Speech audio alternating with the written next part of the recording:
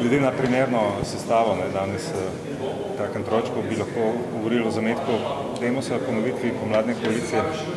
No, danes je šlo predvsem za javno tribuno na temo migrantske krize, o tem smo se danes pogovarjali.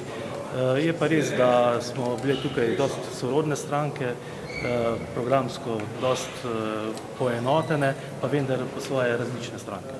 No pa vendar, Janez Janša je sam pred dnevi omenil, da mora nastati novi Demos. Je to zametek tega? Jaz bi težko govoril, da bi bil danes to zametek Demosa, tudi verjetno bomo govorili, ukolikor bo do tega prišlo, do verjetno neke nove politične platforme v državi Slovenije, predvsem v interesu za to, da bodo naše državljanke in državljane uspešnejše in dobro živeli v tej državi.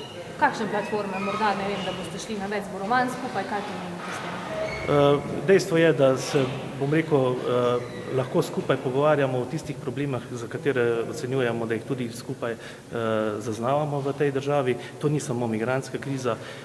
Vi veste, da jaz večkrat poudarim, da gre za leto in pol zamujenih priložnosti, gre za, bom rekel, različne prevzeme tudi na kadrovskem področju, če govorimo o slabi banki in, bom rekel, vsem ostalem. Tako da nekaj teh tem je, ki nas prav gotovo poenotijo in seveda pa pomeni to eno dobro ali pa kvalitetno sodelovanje.